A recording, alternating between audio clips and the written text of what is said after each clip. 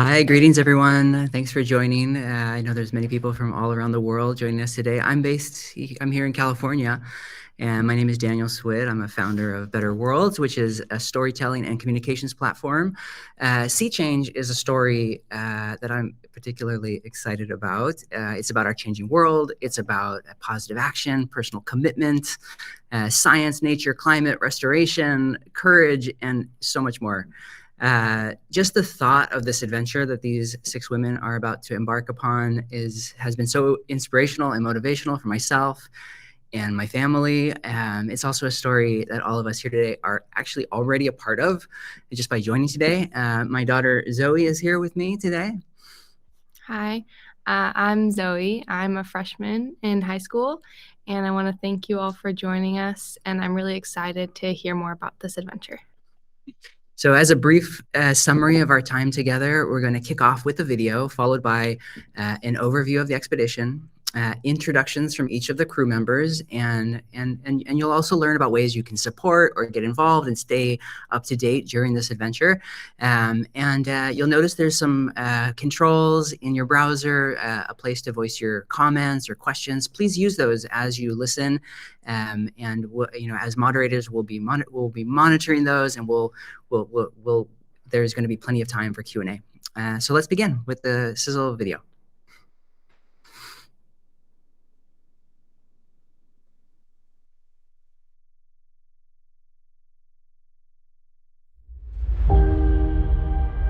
We knew we were going to be challenging conditions. It's one thing to say it, another thing to be out here. We're a crew of 6 women who work in the fields of nature and climate. In the summer of 2024, we'll be rowing continuously and unsupported 2,000 miles around the coast of Great Britain. The British coastal seas are some of the hardest that there are because we've got some of the strongest tides in the world. So our lives are going to be ruled by the tides. Half the time they'll be with us and half the time they'll be against us. The wind picked up pretty suddenly. At one point I was sure that I was about to break my legs. We'll be collecting data on the biodiversity, the microplastics pollution, the sound pollution, and the temperature and salinity of our seas, so we can build the most comprehensive picture there is of the overall state of the British coastal environment. And we'll be telling the stories of all the amazing things that people are doing right the way around the coast to restore and regenerate our coastal ecosystems. There's lots of risks and challenges that we need to confront, but overall the opportunity to be out there and to see the incredible beauty and richness of this island from the outside and to tell those stories to help drive positive action is the reason that we're doing this expedition.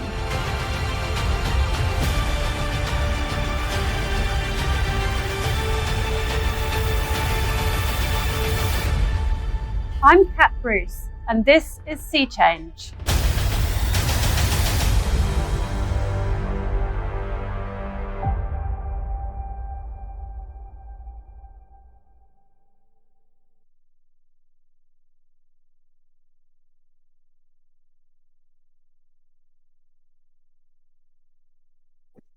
And with that, I want to welcome Kat Bruce to the stage. Welcome, welcome, Kat, skipper of the crew.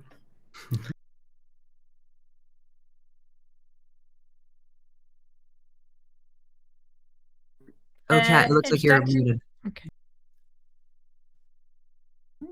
Now I'm not muted. There we go. Brilliant. Technology is not what we're best at around here. Sorry, I've just spent quite a long time trying to even get into this room, but it's fantastic to be here. Thanks, Daniel and Zoe, for the lovely introduction. Thanks everybody for joining as well. It's funny just watching that video. It makes it suddenly feel real, actually, for the first time, and knowing that people are all here to listen and find out about our adventure and ask us some questions, which is fantastic. So I'm going to start off just by introducing myself and a bit of a sort of very quick overview of what it is that we're taking on. And then I'm going to bring in the rest of the team and we will talk you through some of what we're going to be doing. So I'm the skipper of the Sea Change row. My day job is actually I am the founder of a company called Naturemetrics, which does the environmental DNA, which is where we're analysing the tiny traces of DNA to understand the biodiversity that's in the sea. And that was what led me originally to get involved with GB Row Challenge. We were approached at work by this team of slightly crazy sounding individuals talking about rowing around Great Britain and wanting to put technology and science into boats. And they wanted to put eDNA into the boats. And I think they really wanted a discount on the eDNA samples. But along the way, they heard that I am a rower and had done a lot of expeditions. And before I could turn around, somehow I was in the boat. So I'm the one in the team who's crazy enough to do this challenge twice. And having done it once, come back for more. Basil, I don't know if we can bring up the slides now, because I just wanted to show you the boats that we're talking about. There we go. So when I got involved with GB Row Challenge, I found this was the setup. The team behind the challenge had got 3 identical ocean rowing boats, each of which fits 6 people in. And they had this amazing team of technology partners that had already come together around these boats to build science and technology into them. And the concept is we take this challenge, which is rowing right the way around Great Britain, which the founders of GB Row Challenge were the first people in the world ever to do when they were told it was completely impossible. And while we go, we're collecting data that feeds into a long-term study run by the University of Portsmouth, which we will hear more about later on today. So I got involved and was part of a team called Team Albatross, which took on this challenge in 2022. I was a little surprised to find myself in the team because when I joined them, there were a group of all men, all very large men, most of whom had a background either in the military or in Olympic sports. I'm still not quite sure how I ended up in that group, but I did, and it was wonderful. And we were successful. We got all of the way around.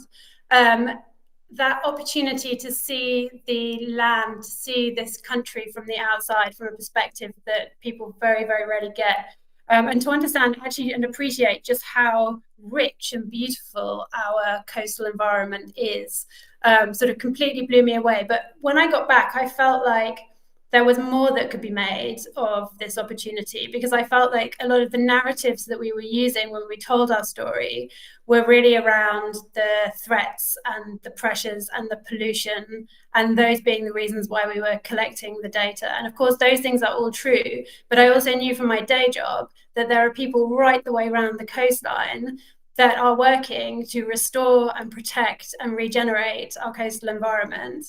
And I think those are the stories that I wished we'd told when we were doing it last time. So the idea to put together this new team really came from a conversation that I had with Chrissy at New York in Climate Week 2 years ago.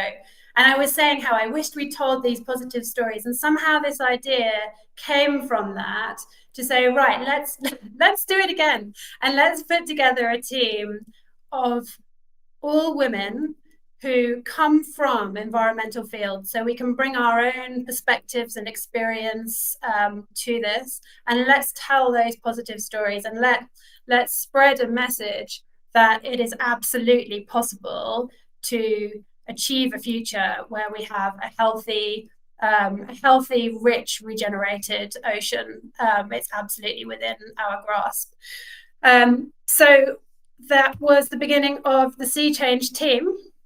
And perhaps now we can bring in the rest of the team and introduce ourselves.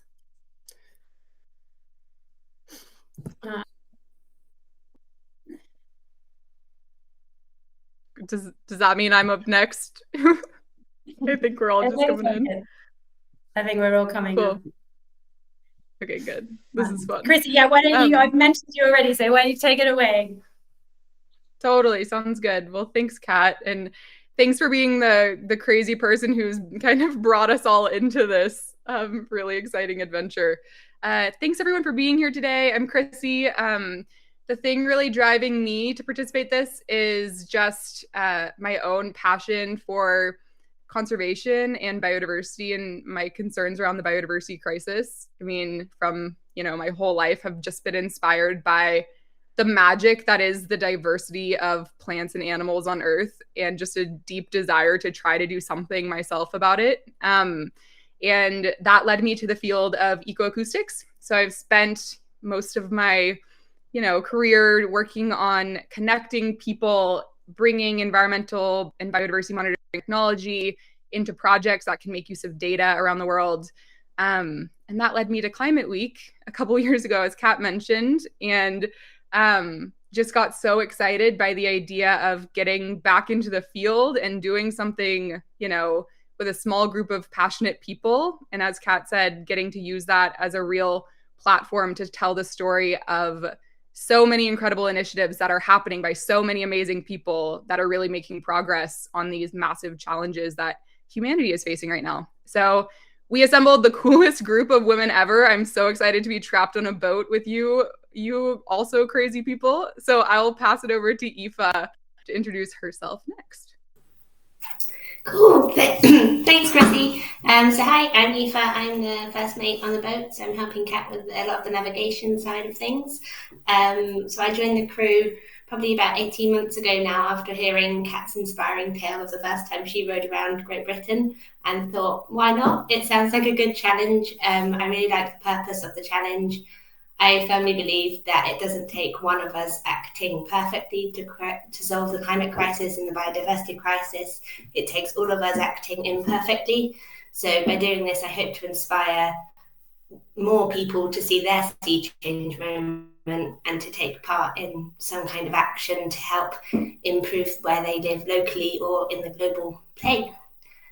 So I'll hand over to Jess. Hey everyone, I'm Jess. As my friends and family have joined this call, thank you. You'll know me, I'm driven by adventure and the opportunity to take on a challenge. Mostly always looking for the highest mountain to climb or something to explore that takes me out of the day-to-day routine. I'm not very good at sitting at a desk, even though I have a desk job. So being able to row around Great Britain with a group of like-minded women, it ticks so many boxes for me.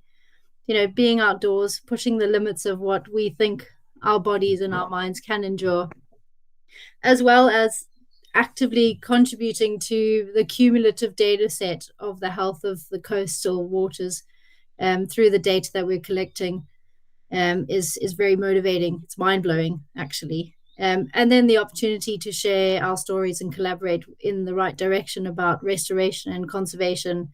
It's so much all in one box.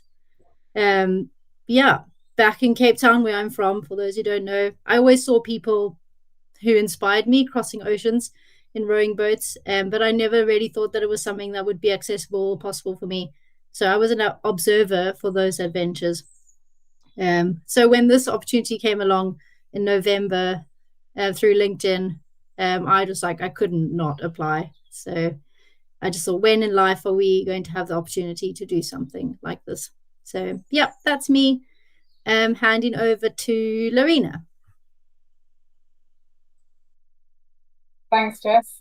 So I'm Lorena. I'm based in Essex. I'm a finance director of a consultancy firm. My nature contribution is I'm responsible for our ESG strategies and corporate sustainability goals. I started rowing when I moved to my current location on the River Colne. Joined the local rowing club, learned how to row fixed sea wooden gigs. But I remember friends of mine saying, even back then, there'll be a clip about rowing across the Atlantic or something, going, oh my God, you've got to aspire to do something like this. So when I went to Portsmouth for an open day with the rowing club, UEC Rowing Club, and I met Kat, I was completely inspired by the whole drive and determination behind what is GB Row Challenge. It's not just taking on that challenge of every tide and every coastline and all the dangers that come with it. It's collecting all of this data and a 5-year project to put it together and see the journey of our oceans and the habitats and the species that are within them, I think is just such a wonderful thing to be a part of. So I was completely inspired. I was very lucky that when I asked if I could join the crew, they all said yes. And I'm really looking forward to spending time with these amazing people. So I'm oh no, we're not going on to that. I will hand over. Let me hand over to the next person. Let me hand you over to Laura.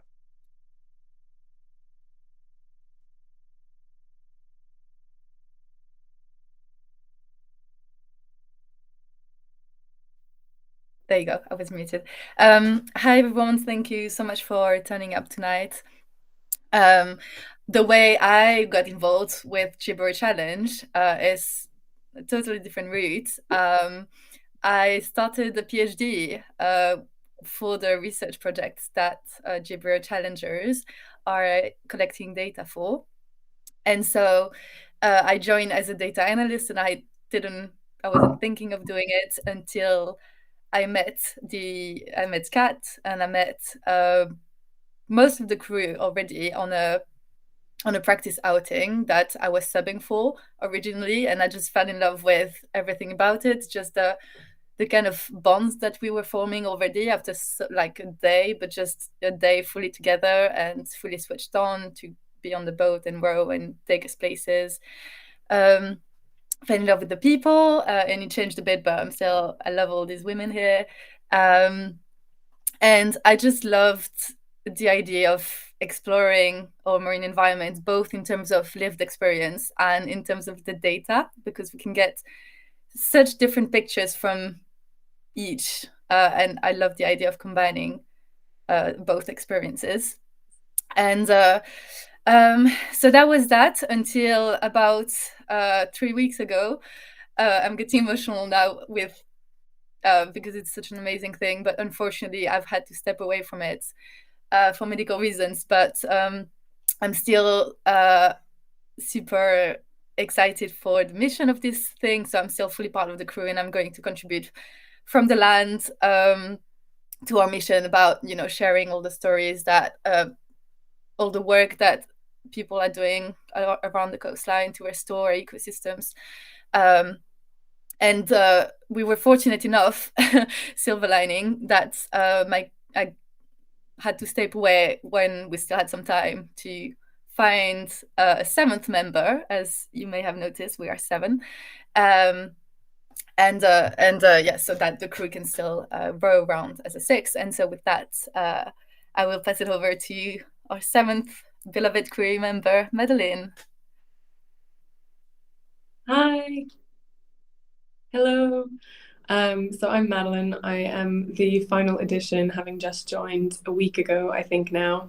And I'm really excited to jump in with both feet. I've been working in the environmental sector for almost 6 years now, more than that even, doing research on mangroves and aquaculture and how we raise our seafood and general ocean health. And I couldn't be more excited to join such an incredible group of women. I feel like they all kind of covered different points of what is driving me as well. But I just remember seeing pictures and reading stories of expeditions like this when I was little, and it inspiring me to enter into the environmental field and giving me hope that I could do something too. And the idea that I could then be a part of something like that for anyone else is just beyond. So I'm really excited to spend 6 weeks on a boat with all of these women.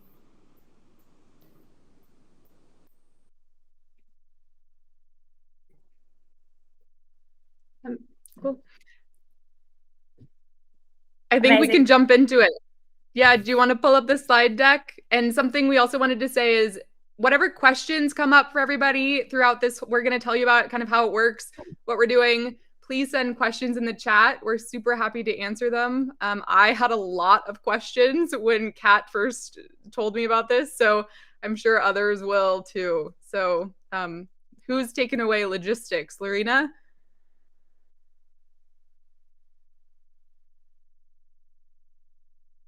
I think you're muted, Lorena. Sorry. So yes, the boat is there and split with the two cabins on either end, and we have 3 rowing positions. So with the 6 of us on the boat, 3 of us are based in the stern cabin, and 3 of us are based in the bow cabin. The bow cabin is a little bit longer, so luckily those of us with slightly longer legs are in there. We rotate 3 on, 3 off, so that's 2 from one end and 1 from the other end, and we'll change that rotation every day. There are all of the comms and navigation equipment in the stern cabin. So that's where Kat, our skipper, and Aoife, our first mate, will be with one other. And then in the bow cabin, we have the motor and the water maker beneath our floor, as well as other storage in the bow. Shall we go to the next slide?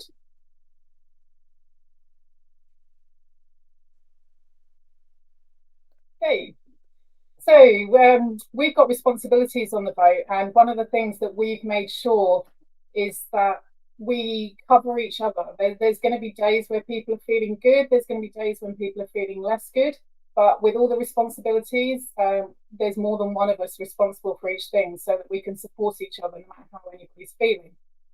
In the bow cabin, we are responsible for the food. We have a jet boil where we boil our water, and then dehydrated food that we will put the water in and leave it to do its thing, a bit like a posh pot noodle. We've got some amazing flavours coming with us though, so some very interesting meals to have. The picture that you can see there on the slides, that's about 2 to 3 days for a crew. We've got to take 50 days with us on board, so 3 meals a day, that's 900 meals we'll have with us on day 1. So I look forward to having my appetite to eating some of those. And you can see that we've got the pouch sitting there in the top left-hand corner there in a small cool box. And in the bottom right-hand corner, you can see that we've got syringes to move that boiling water from the jet boil to the pouches sitting in the cool box. And we figured through trial and error, learning what not to do to make that the safest way to make our food and pass it between the cabins. I mean, should we just tell the story of what happened and why we want to use that real quick? Do it. We've learned a lot through trial and error, like a lot of learning by doing. I feel like we've done multiple practice rows for different lengths throughout the past year and a half. And I think I've learned like a lot on every single one. I was trying to distill some of that from Madeline earlier today. I was like, well, you need to think about how you're storing your clothes and having multiple bags. And like, if your shoes get really wet and don't dry for a long time, you just don't have shoes. So there's lots of things you don't think about. One of those was I was cooking on one of our first trips out, and it was very wavy. So, you know, you're moving like this. And we boil the water. It's like fixed to the wall, the jet boil, and then it's just a pitcher, right? So you have your bags of freeze-dried meals, and you have your pitcher of boiling water, and everything's going like this. And I was just like, oh God, everyone's hungry. I need to pour the water, and just poured it and poured boiling water all over myself.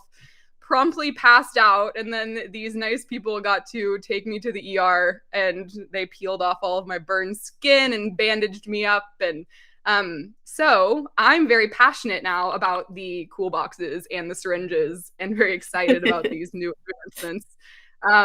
So yeah, lots of exciting times learning all the things we need to think about. But back to you, Lorena. We are learning all the time, and but we're coming up with some brilliant solutions. I mean, who would have thought a massive syringe and a small cool box would be the answer to that issue that we're having? So, you know, we're working on it. My story is I'm the one that gets seasick, so I'm the one that's never got an appetite for the first few days, and I really look forward to getting my appetite, because I learned on our last training row, which was 5 days, that about day 3, day 4, I actually get hungry. So yeah, I'm looking forward to that bit. And also we take lots of snacks with us, so lots of high energy snacks. It's the best opportunity to stuff your face with anything and everything you fancy eating at the time. So lots of food. So not only are we the chefs for the food, we're also the taps for the water. That picture looks like it's upside down, but it's actually taken from a video. It's a still from a video of Jim taking us through how the water maker works, which is from the view of our hatch into our cabin. So that water maker, filter and motor is all in below the deck of our cabin. So the water maker filters the salt out of the seawater, make it drinkable, and obviously we need water not only to drink but to make the food. It's something that is a daily challenge to make sure that our crew are drinking enough. Jess is our water lady, telling everyone it's half an hour into your shift, have a drink. Mm-hmm. We're getting better at that, aren't we, Jess? Yeah, I think we're getting there. And the first couple of days into our 5-day row, our qualifying row, which I'm super impressed that we did it. That was a big achievement for us. It was making sure that, every time someone goes on shift, that all the water bottles on deck are full of water. So we have our own personal water bottles, and then we've got water bottles on deck, so that we don't, if we don't always have to lug our own water bottles onto deck. We've got them there, but they need to be filled every time so that we can stop. We do like it every half an hour. We'll call a water break from bow, so moving from bow to stern, and then we'll all take a good glug of water to make sure that we're hydrated.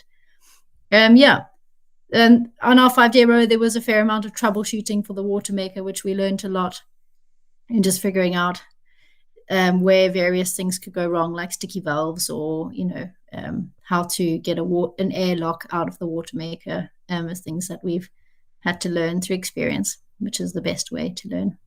Yeah, cool. And we use solar panels to charge to get the power on the boat. So boat maintenance is really important on a daily basis. So getting the salt water or the salt residue off of the solar panels is something that's really important.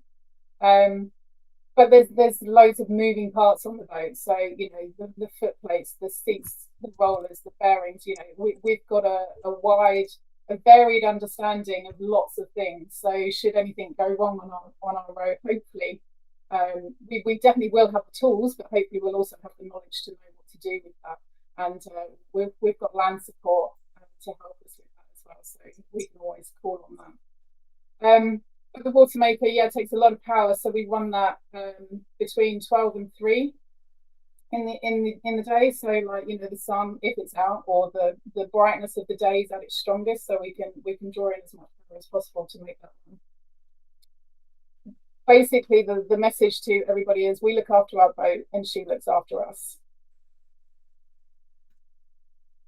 Thanks, Lorena.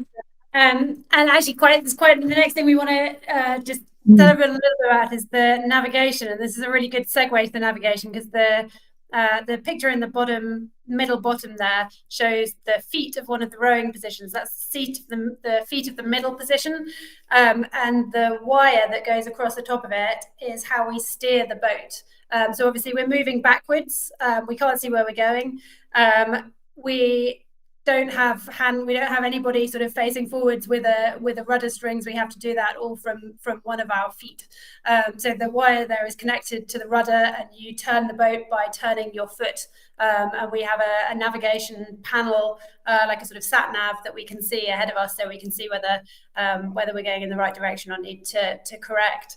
And of course, we're doing that all the time, taking into account the tides, which are often going across us and pushing us in the wrong direction. So one of the things we've had to learn a lot about is how you navigate on a surface which itself is moving and often pushing you in the wrong direction. And while the navigation sounds in many ways quite simple, because we are basically we keep the land on our right hand side, we should be okay. Actually, the intricacies of it are surprisingly challenging, and actually one of the most one of the things that occupies most of our time on the boat. So Aoife, do you want to jump in and talk a little bit about some of the things that we have to think about with the navigation? Yeah, sure. Yeah, so like Kat said, it's kind of more complex than you would think, and definitely more complex than I thought when I first joined the challenge. As you can see here on the slide, there's like a little route plan, but the stars actually indicate what we call tidal gates. So around mainland Britain and part of the coast of Ireland is surrounded by lots of big land masses. So you've got France and the rest of Europe on one side, and Ireland on the other. And this creates some fairly strong currents, and currents that we won't be able to row against at specific points and could actually be quite dangerous because they could push us into quite dangerous situations, especially up near Northern Ireland and Scotland. These are known as tidal gates, and we have to work quite closely together with our land teams, but also the rest of the team on the boat to understand where these are and what times they might occur. So the tides themselves have kind of 6-hourly cycles, and at some points we'll be able to row against a tide that is against us and maybe maintain position. So on our 5-day row, we experienced this where we were abreast of Lyme Bay for about 6 hours. So you had a 2-hour rowing shift. You then went to sleep and had your nap for 2 hours while your other team members rowed for 2 hours, and you woke up and you're in the exact same position you left them in, which is something we all have to get used to about rowing, just to keep pace rather than rowing to go through somewhere. So that was definitely a steep learning curve on our first outing. But we get through that. There will be some places where we can't do that, and we might have to anchor up or find some shelter or use some of our equipment on board to make sure we can get through these difficult sections. So if we can go to the next slide. Yeah, so these are some of the navigational aids we have with us, which can help us kind of find paths through these routes and inform us about how we can plan them. So tides are fairly certain. We can get them from the almanac and some different websites, and we know what will happen when ahead of planning. So we've all been looking up the route map at the moment and trying to plan round, but the weather is something we can't really plan for until maybe perhaps a few hours ahead of time. And that really does change our plans quite rapidly, especially if the wind will be blowing us onshore, offshore, coming against us or behind us for certain periods of time. So Kat and I will probably be using all of the apps on our phones, calling our land team. So Laura will be on land, who'll be able to help us out with some of this, as well as some of our other friends and family, just to make sure we can find the safest route through. I don't know if you wanted to add anything here, Kat. Yeah, no, I mean, it's a huge exercise in integrating a lot of different forms of information and trying to figure out the interaction between the tides, the winds, the land masses, the condition of the crew, etc., and deciding when we, in some places we're able to anchor and wait out a tide that we can't row against. In other cases, we're not able to do that, and you have to keep rowing. Our cruising speed is between 2 and 3 knots, which is extremely slow. So if you've got a tide against you that's 2 knots, then in theory we should be able to just keep moving against it. But actually then as soon as you've got 6 or 7 knots of wind against you as well, you can't anymore. So there's a huge amount of sort of re-navigating every day based on exactly where you are and what the weather's doing. And your brain is really tired because you're never sleeping more than about an hour and a half at a time. So it's I think this is one of the biggest sort of intellectual challenges and brain stretches that we'll experience. But we're getting better at it. Yes, 100%. Yeah, and we actually managed to navigate through the Needles, which is the kind of pinch point near the Isle of Wight, quite successfully in the dark on our 5 days. So that gave us all a bit of a confidence boost, I think. So yeah. Ooh, it went too. So yeah, these are some of the equipment we have on the boat to help us. So the big yellow thing you can see Kat holding in that picture is called the parachute anchor. So that essentially can hold us steady in high winds and quite rough conditions. It basically balloons out like a parachute under the water, and it will hold us steady in tough conditions. And then you've got the main anchor where we can go in and find some shelter if need be. So that's me there trying to put it back in its case. And then, that's just some nice pictures of us when we were on the Isle of Wight on our 5-day, not so long ago, enjoying the sun. We did know that maybe enjoying the sun isn't the best idea if you have to row afterwards and you haven't had enough water. So swings around. when we're anchored at night, it's quite nice anchoring because you can have a longer sleep, except that you always have to have somebody out on deck, just checking that we're not slipping. And so even when you think you're going to get a longer night's sleep, you still get woken up to go and sit on deck for an hour every few hours. So there's no respite really. Right, let's move on to talk about the science. Chrissy. Cool. Yeah. Thanks, guys. And that sunny day was so nice because it had been raining a lot the day before, and all of our things were quite wet. And I remember thinking, "Oh my God, why are we doing this in the middle of the rain when I was tired?" And then the sunny day, just immediately forgot about all of that. I was so stoked. So yeah, let's talk about some of the science and the data we're collecting.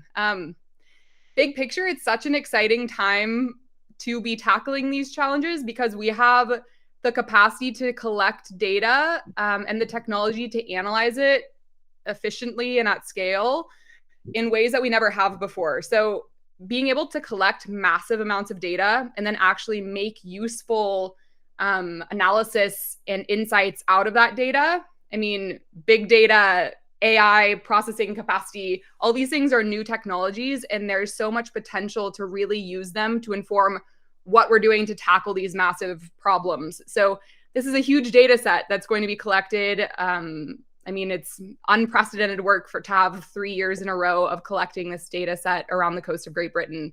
It allows us to design conservation strategies, understand how climate change is really impacting ecosystems, inform. I was talking to Orsted earlier this week about how they're using data to inform their building in wind farms habitat for species while they're doing this construction, and they're able to actually see how biodiversity is making use of these spaces that historically would have just been kind of obliterated, and they're seeing species coming back by using data to really inform action. We can also use it to better understand what is happening and raise awareness and kind of get all of our fellow humans on board with taking action in their own personal lives and being inspired. So I'm so excited. Laura is a part of the crew, and she is analyzing this data. She's going to make sense of it. And I would love to hear from her about what the heck we'll be collecting and how. Thanks, Chrissy, for this introduction, setting me up really nicely into my research, basically. We're looking at temperature, microplastics, sound, including noise pollution, and eDNA, which is representative of the biodiversity in OCs, and how we are doing that. We have a sensor.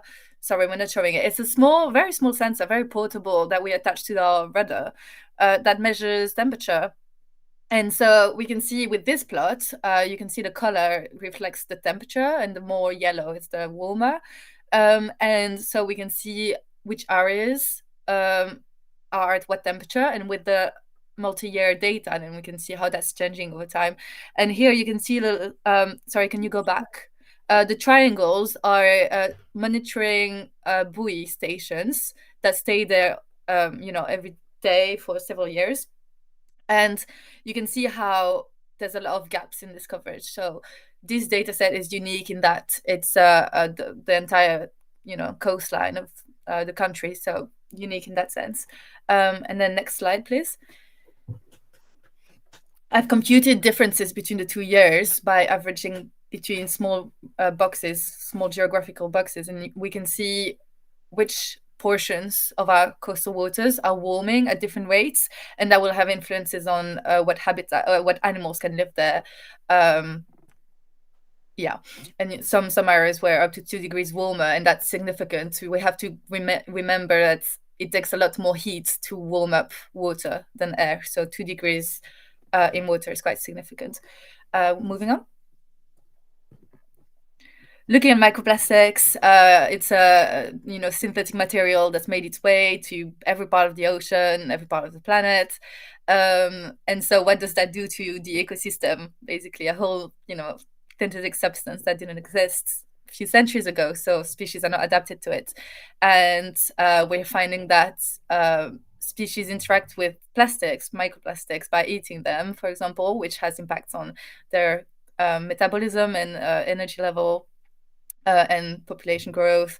And there's also all the additives added in plastics that are released. So we're still early days into looking at the effects, but what GBRO Challenge is doing is that we're mapping, next slide please, we are mapping the quantities of these plastics around the coastline, and we can kind of see where the hotspots are and how that changes every year and how that's going to, which species are going to be exposed to these levels, basically.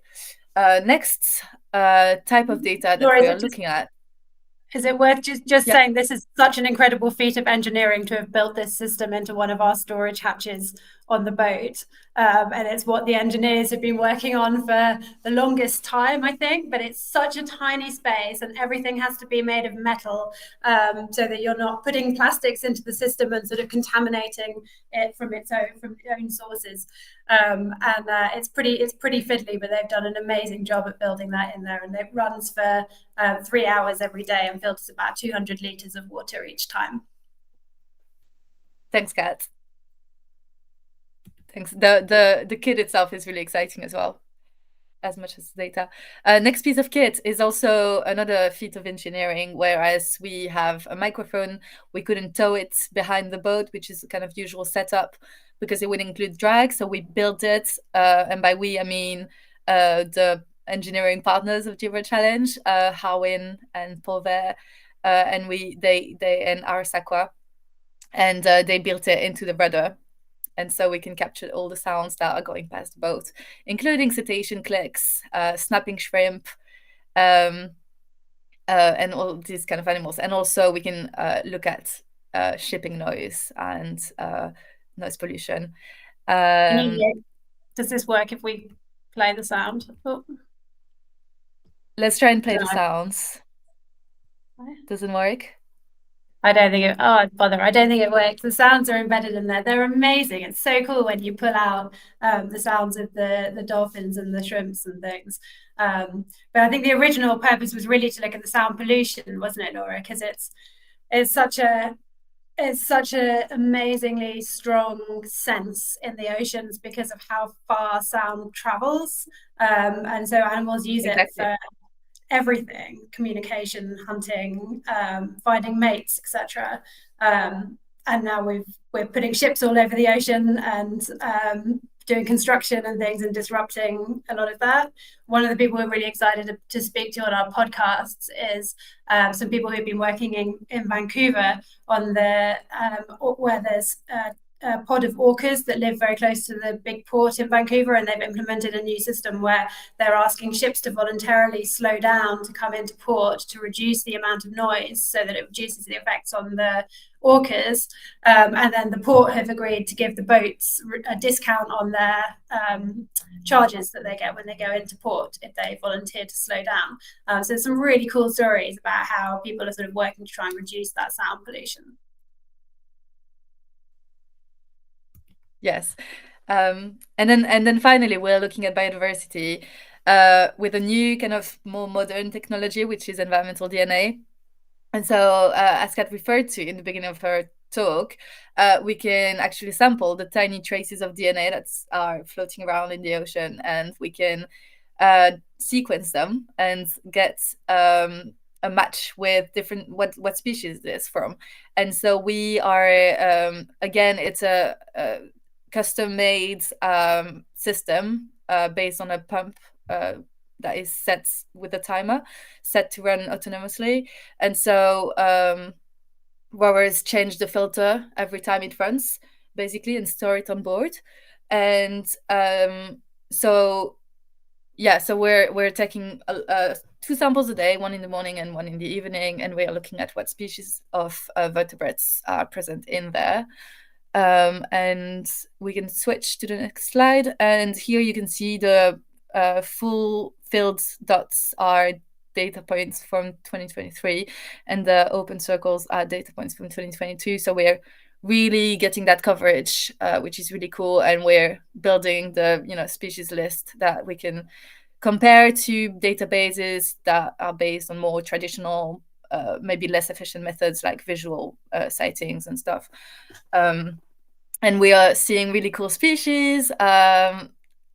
we are seeing species that the walrus didn't see, such as orcas. We picked up their DNA, and the walrus in 2023 didn't spot them. So it's that kind of combination of methods that is really interesting to study biodiversity.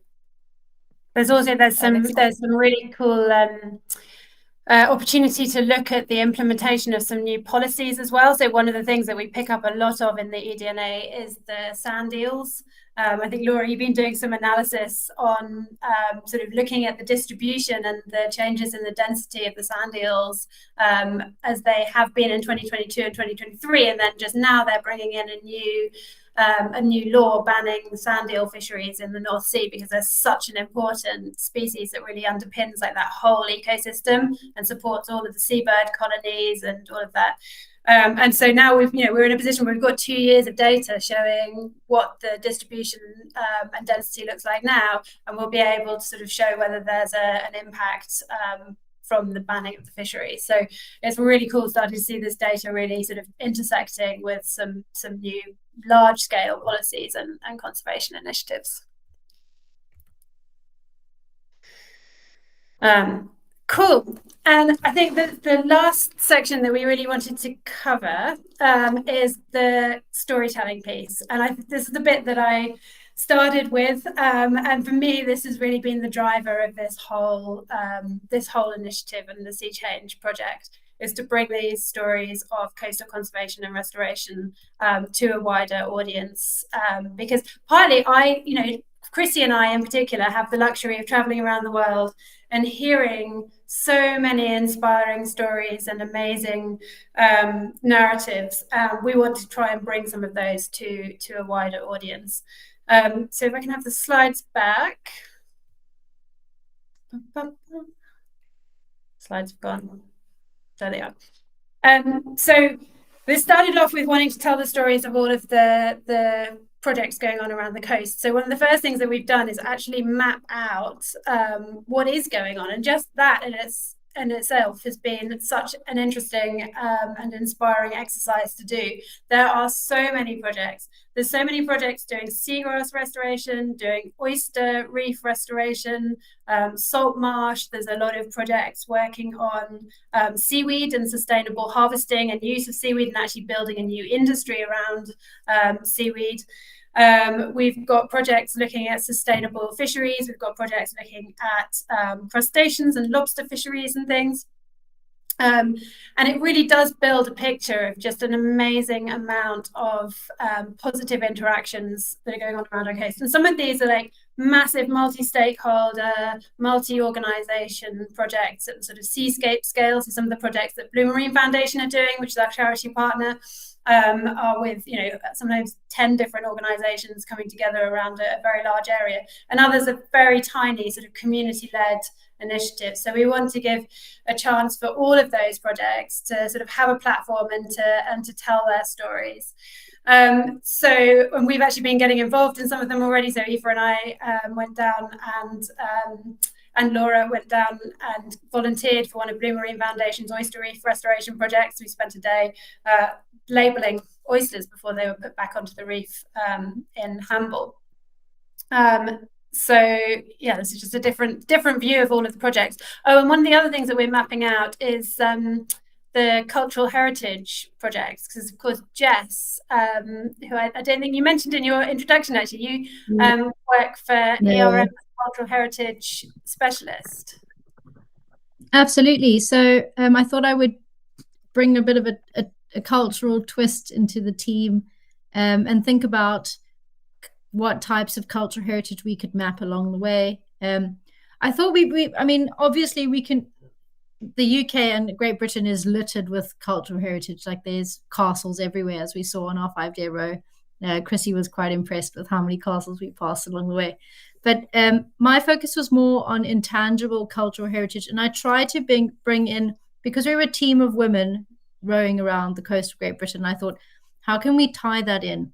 And actually, Kat gave me a really good idea. And one of the things that we will be rowing past, and Kat, I think you might have actually stopped off at Wick. I don't know if I should mention that or not.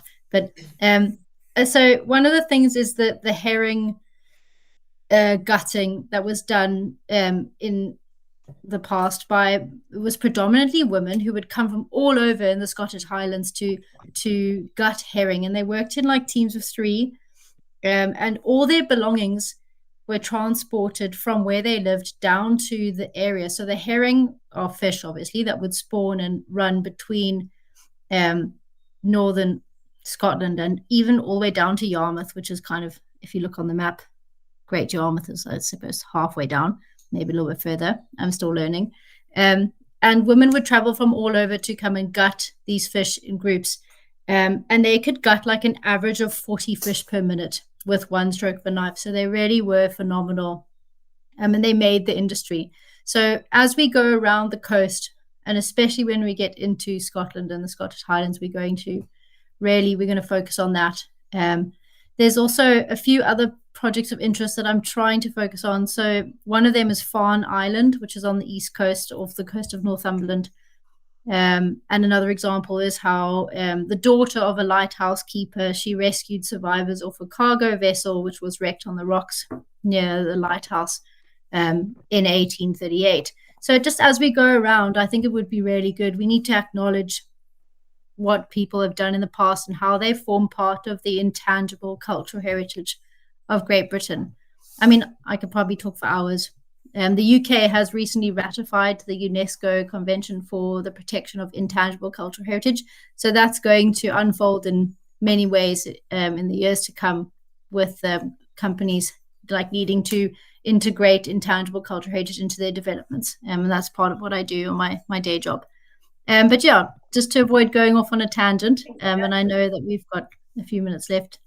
But yes, so hopefully I can bring in as much cultural heritage as possible into this row. Yeah, it's awesome. And actually, when you look at some of those historical stories, what's interesting is how much they're all about the blue economy. They're all about reliance on the natural resources and the natural wealth of the ocean. And actually, that's that link between people, nature, and the ocean is so incredibly strong in these coastal environments, and always has been. So it's great to be able to bring that in as well. So how are we doing this storytelling? This is probably the piece that we're trying to do our best swan impressions, but we're running really hard underneath the surface, and there's actually a huge team of amazing people behind us who are supporting us to make the most out of this expedition. So our sort of core anchoring narrative is that we want to spread the word that it is not too late, it's not too hard, and it's not too expensive to turn the tide on the degradation of our oceans. People are already doing it, and we can join the dots, and we can all help sort of push towards a collectively successful outcome. So we are going to be telling the stories in a few different ways. At the moment, we're doing a lot of interviewing of people to put together actually in a way, 2 separate podcast series. So we're interviewing a lot of people that particularly Chrissy and I have sort of met over the years, who can bring a big picture perspective around the importance of the oceans for humanity, the links between oceans, nature, climate, people, etc., and give us some of those big picture narratives. And that gives us the context then within which to tell the stories of those individual projects as we go around. So Laura's doing an amazing job contacting and interviewing all of those projects, and she's going to keep doing that while we're at sea. So it's actually amazing to have Laura on land and able to keep building up that content library. So in fact, some of the big picture podcasts are just starting to go live now. So we've had 2 go. I think one's gone live with Belinda this evening, and Samantha last week, and there's quite a few more that are sort of lined up already to come in, and more interviews coming on soon. And then the idea is we're going to build, Basil is working hard in the background, Basil, who runs Better Worlds along with Daniel, is working hard in the background building a website where you'll be able to see our boat going around, so you can track us, and as the boat moves around the coastline, we're going to populate the coastline with the stories of the projects that we're passing, so it will build up over time. And that website will also be the home for all of the video content and the bigger picture podcasts as well.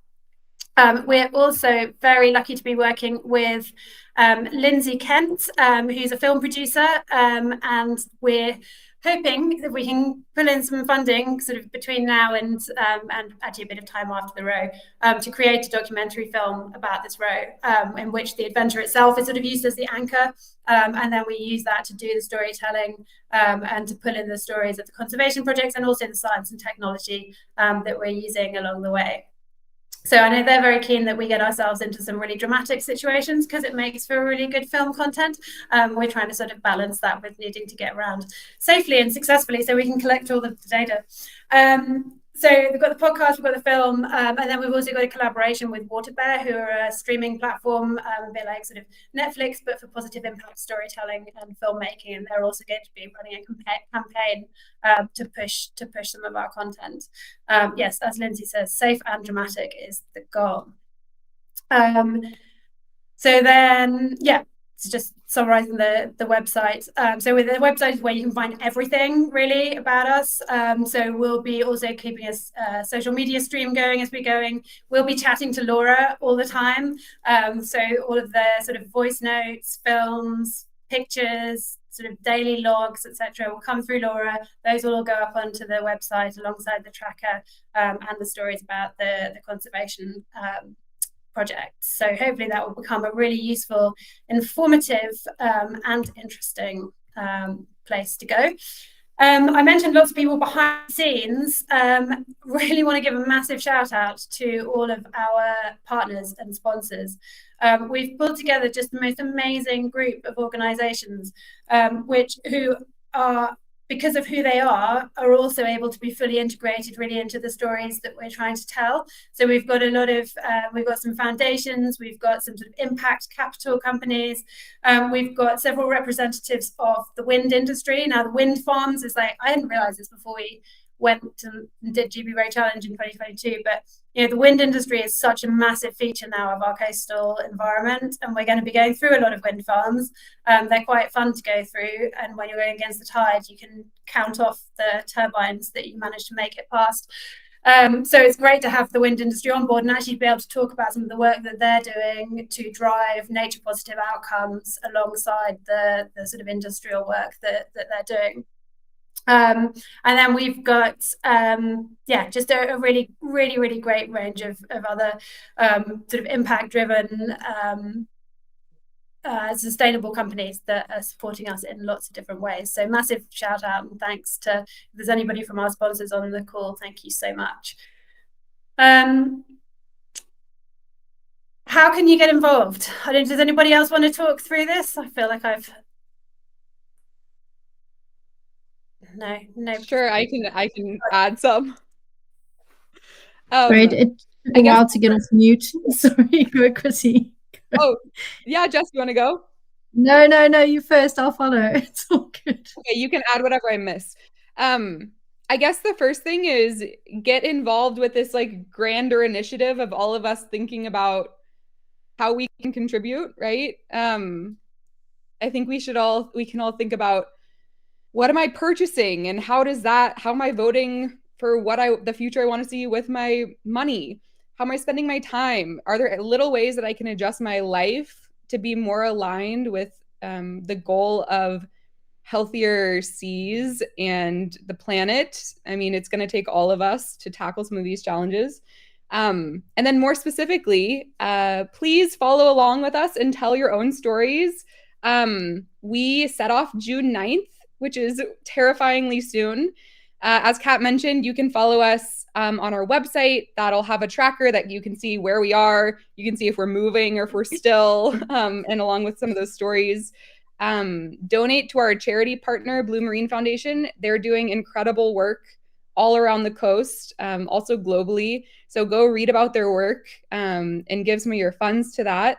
And then as you saw in some of the photos with some of the oyster work that the team was doing, there's so many projects that you can get involved in locally.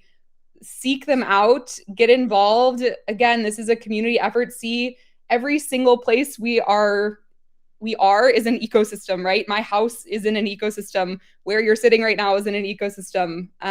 We can find ways to positively impact our surroundings and the earth or anywhere we are. And starting locally is kind of the best way to do that. So yeah, we've got Instagram, LinkedIn. We'll be posting updates.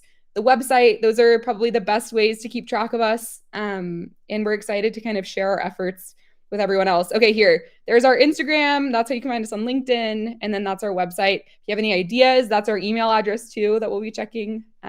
So yeah, thank you so much for everyone attending. I know we're over time, but do we want to hang out for some questions? Or Kat, did you have something to say? Well, I was just going to say the big thing, come and see us off. If you're around in or around London, we set off from Tower Bridge on the 9th of June in the afternoon, I think about 4 o'clock.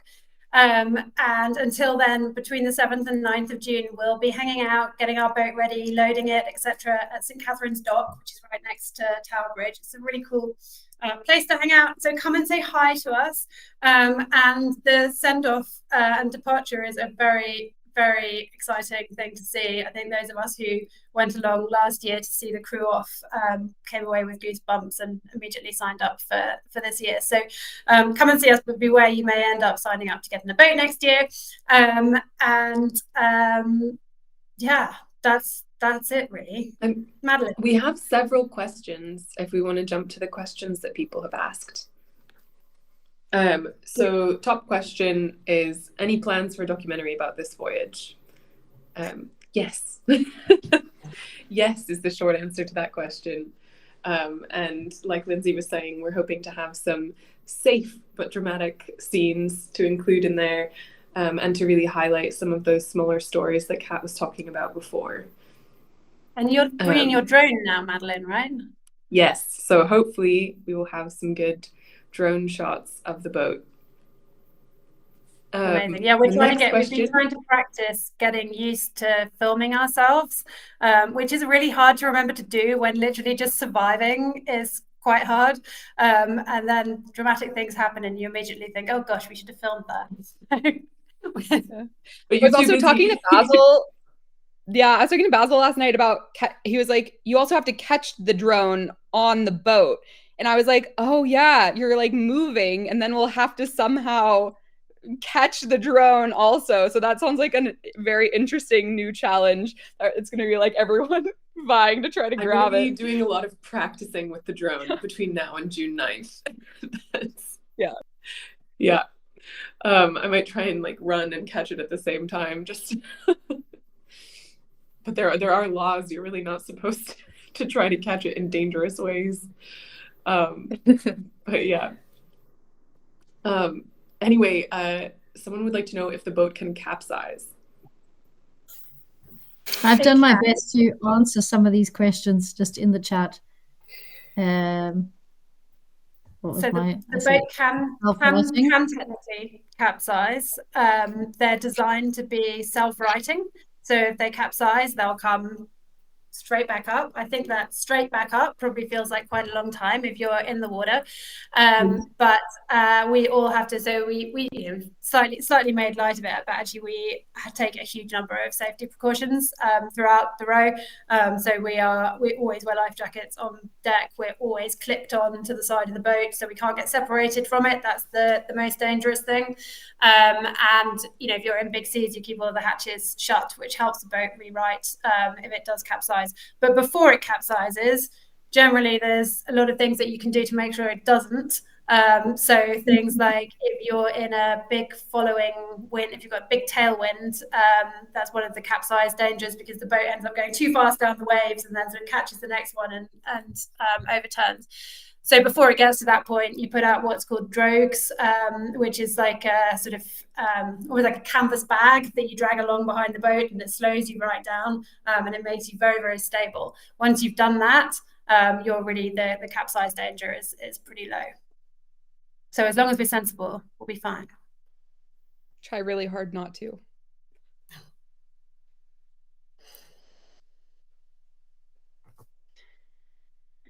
Jess has answered a lot of these.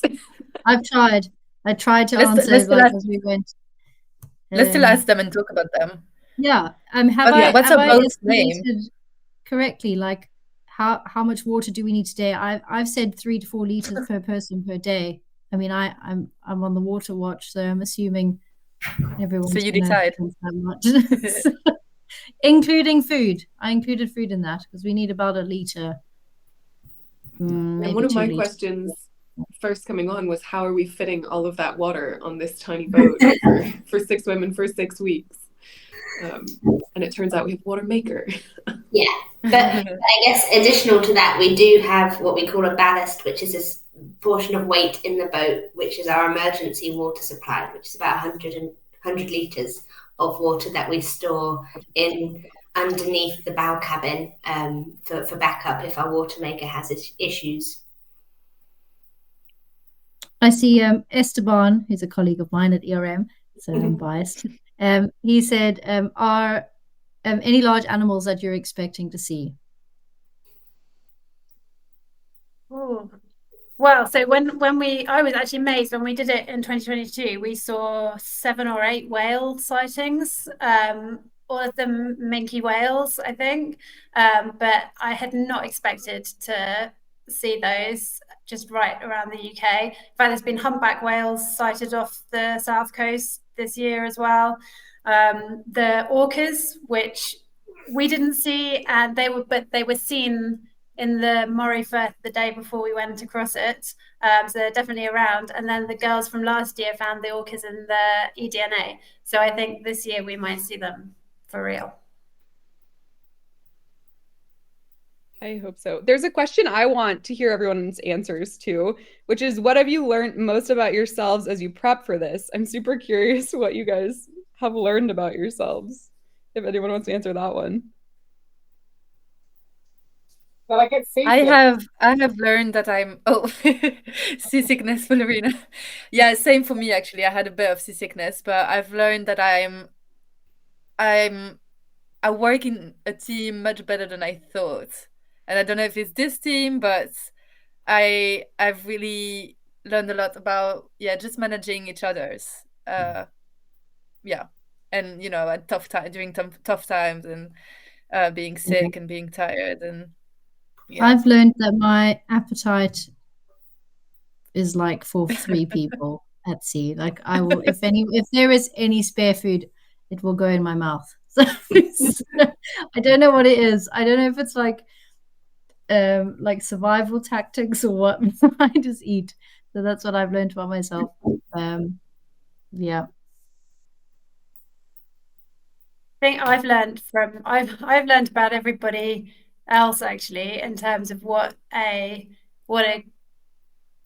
blooming amazing team looks like. I know the first time we went out, the time when Chrissy burnt herself, and Lorena and Laura were sick, and then Aoife was sick as well because Chrissy had burnt herself. And we had hard conditions with a big crosswind, which we could only just make our way through, some pretty big waves. It was, a tough session for our first time out. And I honestly got back thinking everybody was going to say, yeah, you know what, like this actually isn't fun. And we stepped off the boat and everybody said, wow, we learned so much about what not to do. Here's all the things we're going to do differently next time. And I was like, wow, okay, this is a team of people that I want to go to sea with. And that I feel, I feel like I'm very much learning at the whole skippering side of things, but we just feel like such a strong, like whole team that feels okay. Totally agree. I'm like, we'll figure it out together. Like whatever happens, I really think we'll figure it out. So. We've got an unusual question from Stacey Bright, which happens to be my sister. How do you keep yourself safe when at anchor? Is there technology to monitor movement? I guess I can take this one. Generally, Anchor Watch. We all have apps on our phones at the moment, which we do use to kind of monitor where our boat's moving, but a certain amount of that is tide and the stack on the anchor chain. So a large majority is just our eyesight and the person on Anchor Watch, and just making sure we've chosen a safe and secure place with regards to the wind and the tide beforehand to make sure that we're not going to get stripped by wind and tide and move position too much. So Don't know if anyone Yeah, wants actually to add anything else. finding a good anchorage in the first place is not easy. It's very easy to sort of say, oh, really just stop and anchor, but actually you've got to be able to get in there in the conditions that are blowing. And once you get in there, you've got to have shelter from the wind in the right direction, and you've got to have the right sort of bottom and the right sort of depth. And so it's not always a given that you can find an anchorage when you need one. There are anchor alarms you can set on the apps where you sort of set a certain radius that the boat shouldn't move out of, and they'll go off, but we don't like to rely too much on those.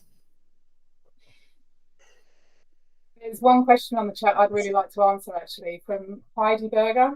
Has your recent training row made you more nervous or more confident for the real thing?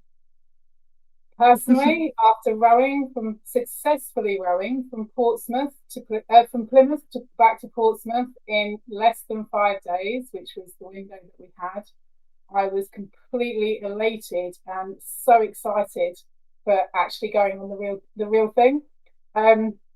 It's not to say it went really smoothly. It's not to say that we didn't have some difficult decisions to make, or a call to wait out a tide, or that one tide that we rode 6 hours for, and we actually moved probably about 40 meters backwards by the end of it. But I know that when I got off the boat, my entire being was like, I'm so ready for this. I'm so looking forward to getting on the boat with these ladies to do this challenge. And honestly, I'm so excited.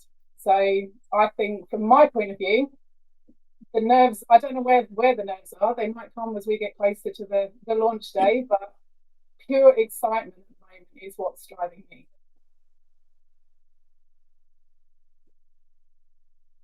And a question about our practice rows and how long they've been. So we've had this Plymouth to Portsmouth row that took 4 days.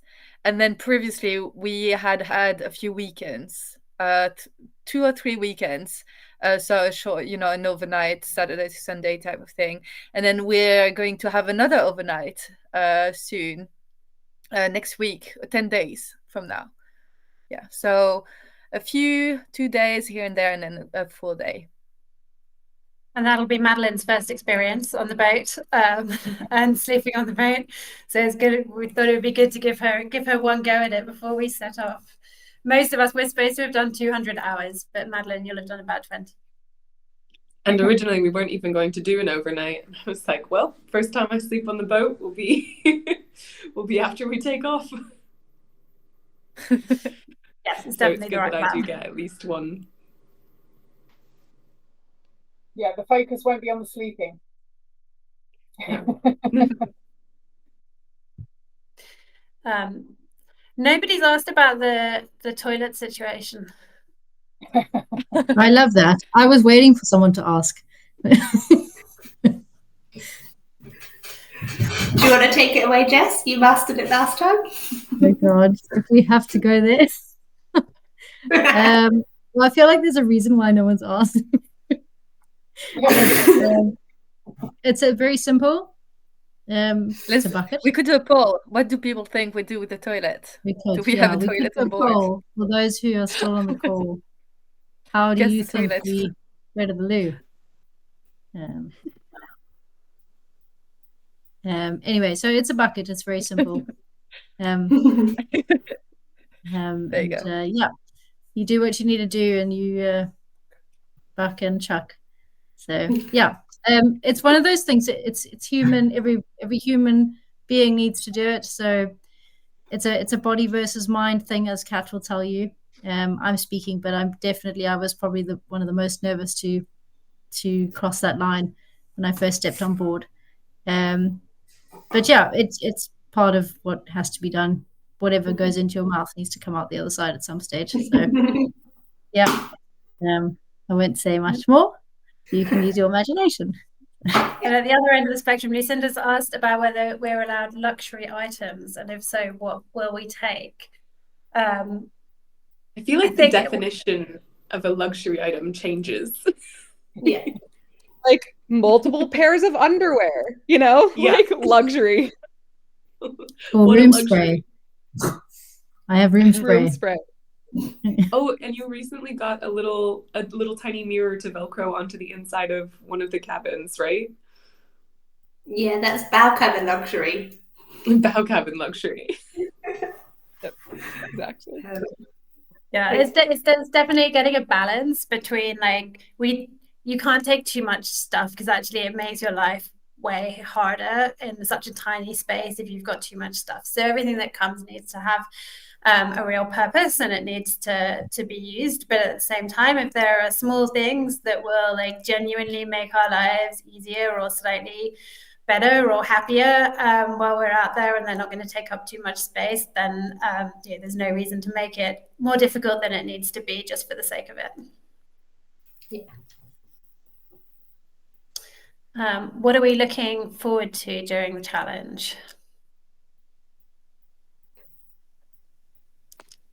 Anyone Personally, I'm looking forward to seeing puffin for the first time in like the wild. That is like my dream. So that's going to get me all the way up to Scotland, I hope, because that's where I've heard you see most of them. That's a good one. I really enjoyed the sunrise shifts where it's cool out and there's just these incredible sunrises over the water and you're just rowing along and the whole world is quiet and you're just like, in my very, very busy life, like feels like a true moment of just like actual peace. That was like quite profound for me because I don't spend a lot of time being still or quiet.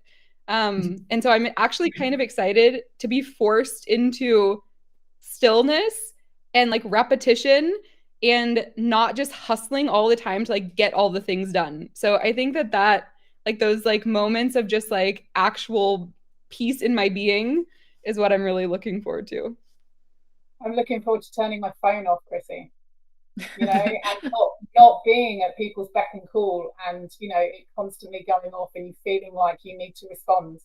You know, we've all told all of our loved ones and our work people that we're going to be away. Like my phone will be switched off for lots of the time. It'll be great.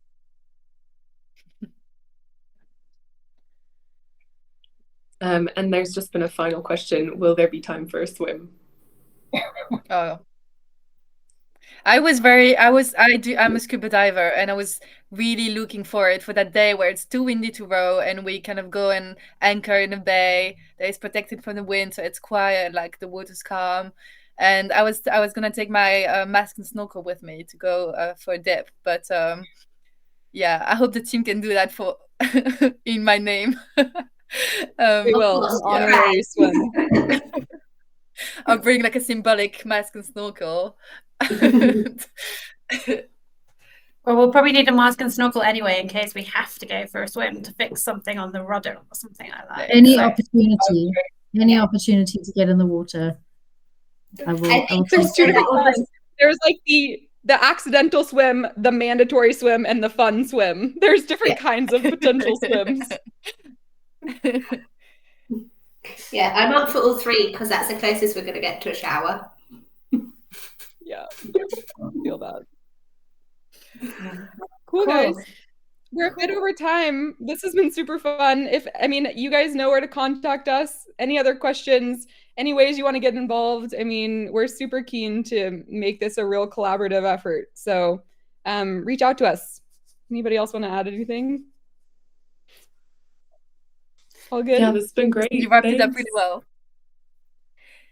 Thanks everyone for showing up and showing the interest, and we hope to continue to entertain you through our adventure and the cruise adventure in progress.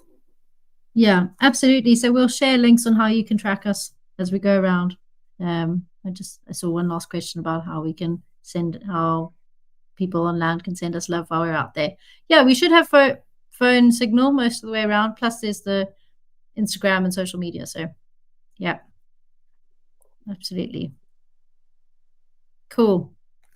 Thank you so much, everybody. Have a great evening for what's left of it, or rest of the day for somewhere else in the world. And look forward to possibly seeing some of you at the start line. Mm-hmm. Yeah. Thanks, guys. Thanks, guys. Thanks a lot. Thanks, guys. Thanks, everyone. Bye, everybody. Thanks so much. Bye.